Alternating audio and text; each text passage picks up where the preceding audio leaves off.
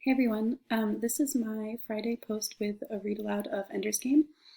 You'll see that I'm on the move. I'm not in my usual spot. I'm at my parents' lake house in upstate New York, which is really nice. So hello from New York State. And I found my childhood copy of Ender's Game here at the house. So I'm going to read to you today from the book itself, not screencasting the words on the screen. We'll try it. Maybe it's better for you to actually see the words, so maybe I'll go back to that next time. But we will read the end of chapter 5 today.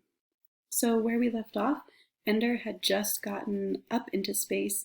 He's still a child, he's like 6, but he's been sent into space to train to become possibly a commander who will command an interstellar fleet to fight the aliens, known as the Buggers. I also realized that I accidentally took down all of my Ender's Game posts off of Google Classroom. It was a mistake. I will relink some of the previous chapters for people that are like, where did that go? Because I know that some of you are following along, and that makes me really happy. I hope that you're enjoying it. So here, the next segment of chapter 5 for you in Battle School. This was school. Every day, hours of classes, reading, numbers, history, videos of the bloody battles in space, the Marines spraying their guts all over the walls of Bugger ships, hollows of the clean wars of the fleet, ships turning into puffs of light as the spacecraft killed each other deftly in the deep night. Many things to learn. Ender worked as hard as anyone. All of them struggled for the first time in their lives, as for the first time in their lives, they competed with classmates who were at least as bright as they. But the games, that was what they lived for. That was what filled the hours between waking and sleeping. Dap introduced them to the game room on their second day. It was up, way above the decks where the boys lived and worked. They climbed ladders to where the gravity weakened, and there in the cavern they saw the dazzling lights of the games. Some of the games they knew, some they'd even played at home. Simple ones and hard ones. Ender walked past the two-dimensional games on video and began to study the games the bigger boys played, the holographic games, with objects hovering in the air. He was the only Launchy in that part of the room, and every now and then one of the bigger boys would shove him out of the way. What are you doing here? Get lost. Fly off. And of course he would fly in the lower gravity here, leave his feet and soar until he ran into something or someone else. Every time, though, he extricated himself and went back, perhaps to a different spot, to get a different angle on the game. He was too small to see the controls, how the game was actually done. That didn't matter. He got the movement of it in the air, the way the player dug tunnels in the darkness. Tunnels of light, which the enemy ships would search for, and then follow mercilessly until they caught the player's ship. The players could make traps, mines, drifting bombs, loops in the air that forced the enemy ships to repeat endlessly. Some of the players were clever, others lost quickly. Ender liked it better, though, when two boys played against each other. Then they had to use each other's tunnels, and it quickly became clear which of them was worth anything at the strategy of it. Within an hour or so, it began to pall. Ender understood the regularities by then, understood the rules the computer was following, so that he knew he could always, once he mastered the control, outmaneuver the enemy. Spirals when the enemy was like this, loops when the enemy was like that. Lie in wait at one trap, lay 7 traps, and then lure them like this. There was no challenge to it then, just a matter of playing until the computer got so fast that no human reflexes could overcome it. That wasn't fun. It was the other boys he wanted to play. The boys who had been so trained by the computer that even when they played against each other, they each tried to emulate the computer, think like a machine instead of a boy. I could beat them this way. I could beat them that way. I'd like a turn against you, he said to the boy who had just won.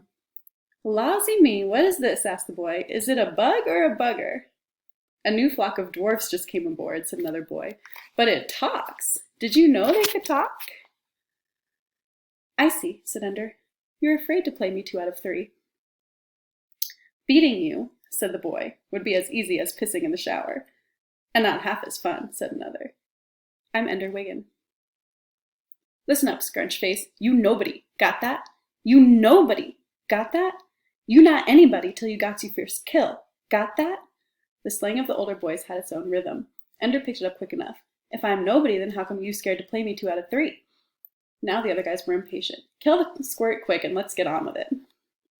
So Ender took his place at the unfamiliar controls. His hands were small, but the controls were simple enough. It took only a little experimentation to find out which buttons used certain weapons. Movement control was a standard fireball. His reflexes were slow at first, The other boy, whose name he still didn't know, got ahead quickly, but Ender learned a lot and was doing much better by the time the game ended. Satisfied, Launchy? 2 out of 3. We don't allow 2 out of 3 games. So you beat me the first time I ever touched the game, Ender said. If he can't do it twice, he can't do it at all. They played again, and this time Ender was deft enough to pull off a few maneuvers that the boy had obviously never seen before. His patterns couldn't cope with them. Ender didn't win easily, but he won. The bigger boys stopped laughing and joking then. The third game went on in total silence. Ender won it quickly and efficiently. When the game ended, one of the older boys said, "About time they replaced this machine, getting so any pinbrain can beat it now." Not a word of congratulation, just total silence as Ender walked away. He didn't go far, just stood off in the near distance and watched as the next players tried to use the things he had shown them. Any pinbrain, Ender smiled inwardly. They won't forget me.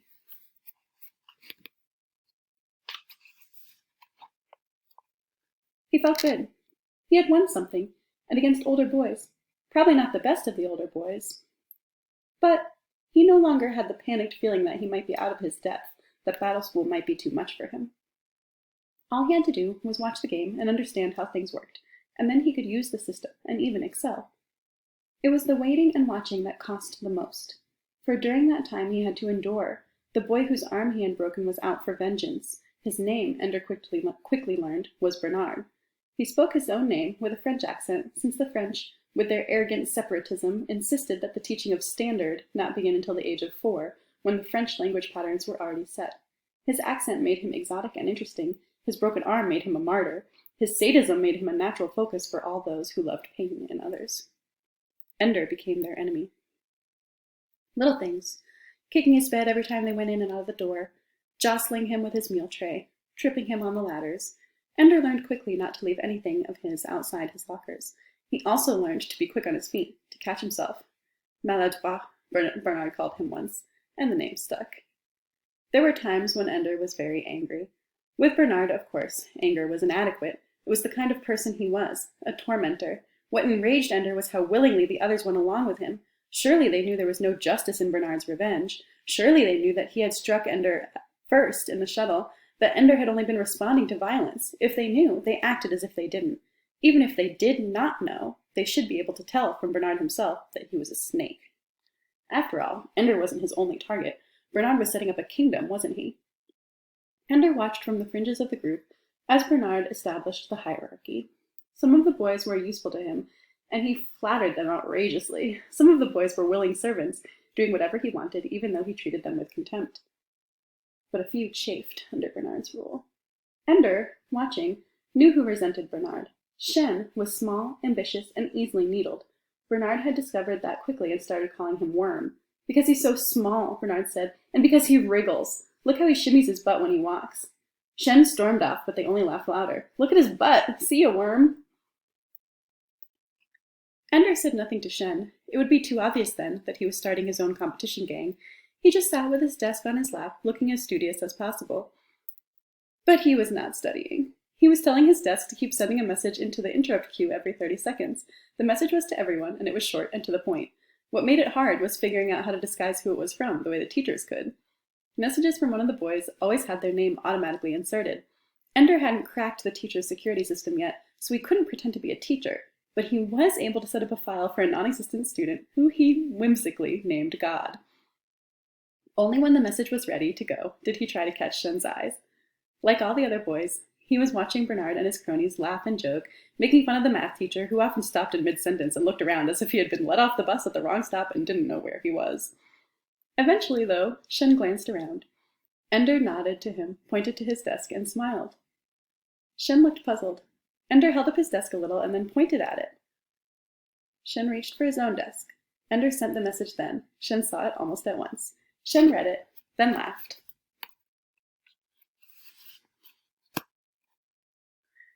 He looked at Ender as if to say, "Did you do this?" Ender shrugged, to say, "I don't know who did it, but it sure wasn't me." Shen laughed again, and several of the other boys, who were not close to Bernard's group, got off their desks and looked. Every 30 seconds the message appeared on every desk, marched around the screen quickly, then disappeared. The boys laughed together. "What's so funny?" Bernard asked. Ender made sure he was not smiling when Bernard looked around the room. imitating the fear that so many others felt. Shen, of course, smiled all the more defiantly. It took a moment, then Bernard told one of his boys to bring out a desk. Together they read the message. Cover your butt. Bernard is watching. From God.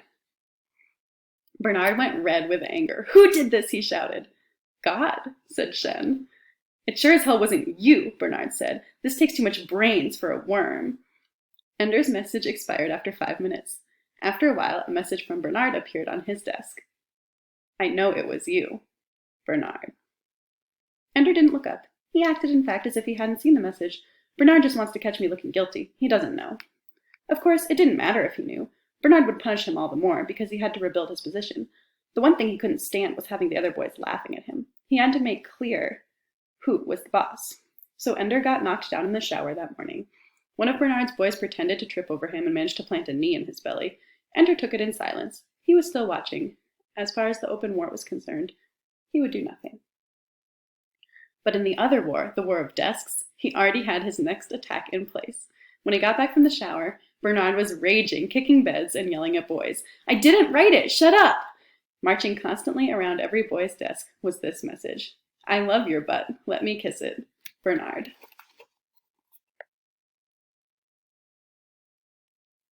Oh, I want to show you this. Here it is. I didn't write that message, Bernard shouted. After the shouting had been going on for some time, Dap appeared at the door. What's the fuss? He asked. Somebody's been writing messages using my name. Bernard was sullen. What message? It doesn't matter what message. It does to me. Dap picked up the nearest desk, which happened to belong to the boy who bunked above Ender. Dap read it, smiled very slightly, gave back the desk. Interesting, he said. Aren't you going to find out who did it? Demanded Bernard. Oh, I know who did it, Dap said. Yes, Ender thought, the system was too easily broken. They'd mean us to break it, or sections of it. They know it was me. Well, who then? Bernard shouted. Are you shouting at me, soldier? Asked Dap, very softly. At once the mood in the room changed. From rage on the part of Bernard's closest friends and barely contained mirth among the rest. All became somber. Authority was about to speak. No, sir, said Bernard. Everyone knows that the system automatically puts on the name of the sender. I didn't write that, Bernard said. Shouting? Asked Dap. Yesterday someone sent a message that was signed God, Bernard said. Really? Said Dap. I didn't know he was signed into the system. Dap turned and left, and the room filled with laughter. Bernard's attempt to be ruler of the room was broken. Only a few stayed with him now, but they were the most vicious, and Ender knew that until he was through watching, it would go hard on him. Still, the tampering with the system had done its work. Bernard was contained, and all the boys who had some quality were free of him. Best of all, Ender had done it without sending him to the hospital. Much better this way. Then he settled down to the serious business of designing a security system for his own desk, since the safeguards built into the system were obviously inadequate. If a 6-year-old could break them down, they were obviously there just as a plaything, not serious security. Just another game that the teacher set up for us. And this is what I'm good at. How did you do that? Shen asked him at breakfast. Ender noted quietly that this was the first time another Lanchi from his own class had sat with him at a meal. Do what? He asked. Send a message with a fake name. And Bernard's name. That was great. They're calling him Butt Watcher now. Just Watcher in front of the teachers, but everybody knows what he's watching. Poor Bernard, Ender murmured. And he's so sensitive. Come on, Ender. You broke into the system. How'd you do it? Ender shook his head and smiled. Thanks for thinking I'm bright enough to do that. I just happened to see it first, that's all. Okay, you don't have to tell me, said Shen. Still, it was great. They ate in silence for a moment. Do I wiggle my butt when I walk? Nah, said Ender. Just a little. Just don't take such big long steps, that's all. Shen nodded. The only person who'd ever noticed was Bernard. He's a pig, said Shen. Ender shrugged. On the whole, pigs aren't so bad. Shen laughed. You're right, I wasn't being fair to the pigs. They laughed together, and 2 other Lanchis joined them. Ender's isolation was over. The war was just beginning. That's the end of chapter 5.